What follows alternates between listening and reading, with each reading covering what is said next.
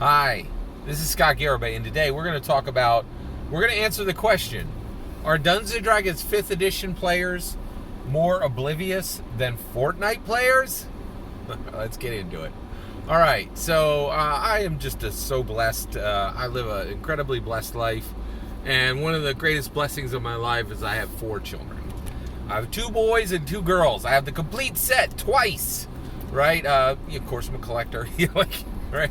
So my youngest son comes up to me, and I'm at home. I'm just chilling on my PC. I'm like taking some notes on. I think I was working. I've been studying the Dungeons and Dragons action figures from the 1983 era, and so I was like doing making some notes on Elkhorn and Beaumark, right? Like, and my son says from across the room, he's like, because he's in the living room just like kicking back, and he goes, hey Dad, and I was like, yeah, and he's like, MLK is in Fortnite, and I was like, wait, did you just say Martin Luther King is in Fortnite? And he's like, yeah. I'm like, what? Like, right? And I'm like, did you get the skin? Right? Like, so I do play Fortnite with my son. We'll do duos together sometimes, and we're pretty good at it together. But I only play Fortnite with my son, right? And we play duos, like sitting together on the couch, because it's fun, right? So, but because I do know enough about Fortnite to understand skins, I was like, well, did you get the skin? And he's like, Dad, you can't wear Martin Luther King as a skin. And I was like, oh, yeah, okay, I'm sorry. What? How is MLK in Fortnite if you can't get him as a skin? And he's like, take a look, right? So he fires it up, and he goes, and he's like, and he just enters into a Fortnite, battle royale, right? But, and I'm like, what's happening right now? And he's like, you'll see, right? So Fortnite fires up, and I said, hey, and it goes right into a regular, battle royale setting, right?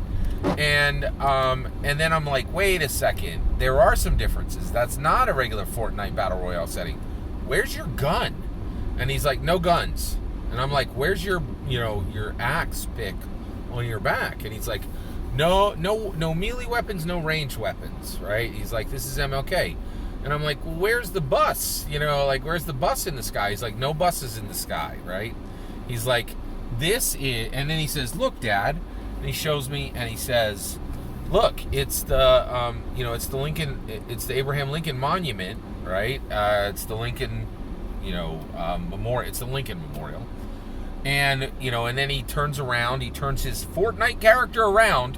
He's got the Frost King on as a skin, right? So he's got the Frost King on as a skin, and he turns around and he goes, see, there's the Washington Monument, and that's the reflection pool, right? Now, one thing that's pretty incredible is my son is saying these things because he's been there, because I took him there, right? Like, I have been with all of my children to the Lincoln Memorial, and I'm like, hey, this gigantic statue is the guy who freed the slaves, right? And I was like, and this reflection pool is here so that we can think about our lives and how important democracy is, right? And I'm like, that gigantic spike coming out of the ground, that's all about the Masons, because I always throw a little bit of comedy into our tours, right? So, and so basically, but it was pretty amazing, because right there in Fortnite, Martin Luther King it's his voice, and when you're in this instance, you can hear Martin Luther King giving his "I Have a Dream" speech right there in Fortnite, right? And Fortnite changed the game to put him in. They're like, oh, you know what? You know what Fortnite needs? Fortnite needs Martin Luther King. But if we're going to put Martin Luther King, a man who stood for peace, into our game, we better get rid of the guns, and we better get rid of the melee weapons, because that's not what he was about, right?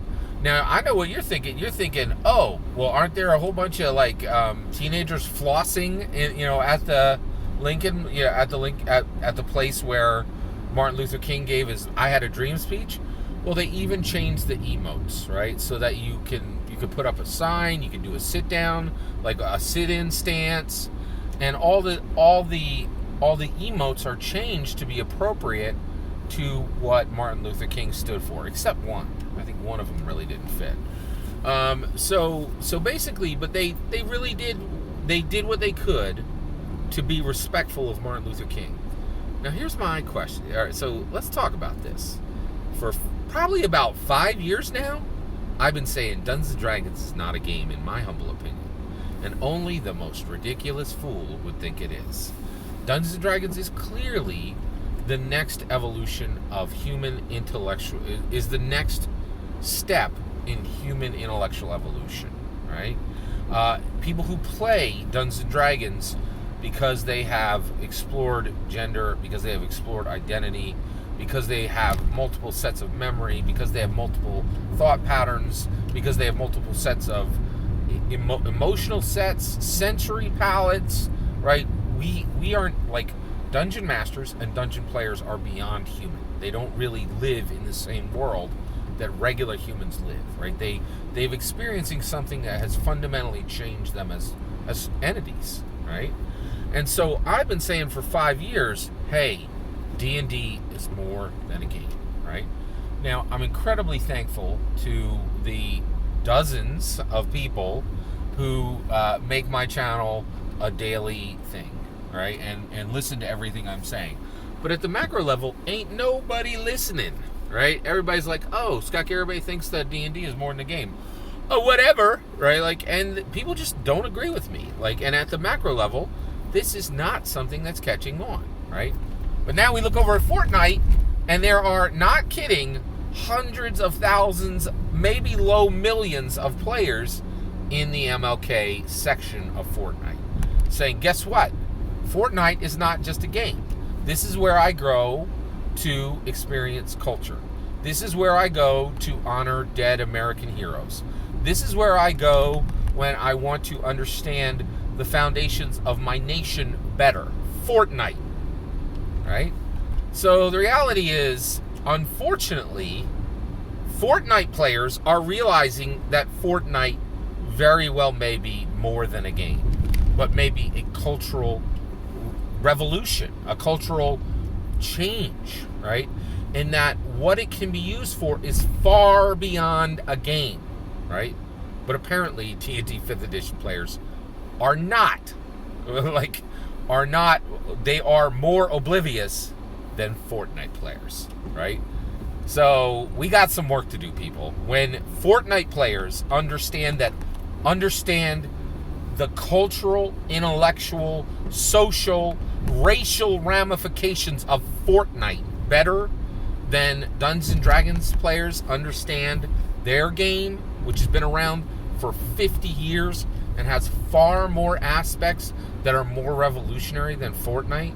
But I can't help but say, yes, today, Dungeons & Dragons 5th edition players are behind Fortnite players in understanding and recognition. And right now, Fortnite players are understanding that what they have is larger than a game. It has to do with cultural justice, social justice, racial justice, right? And that they have a platform which can be used to change humanity.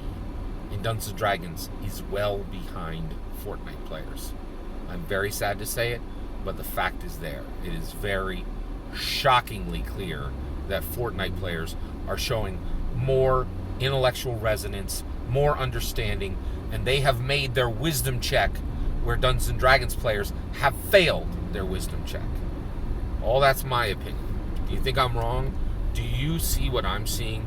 That Fortnite players are doing a better job at understanding the transformation of a thing that may have never been a game into what its manifestation truly is, which is a platform for cultural change, a platform for racial discussion, a platform for, for real change in humanity. I'd love to hear your thoughts. Let me know in the comments below.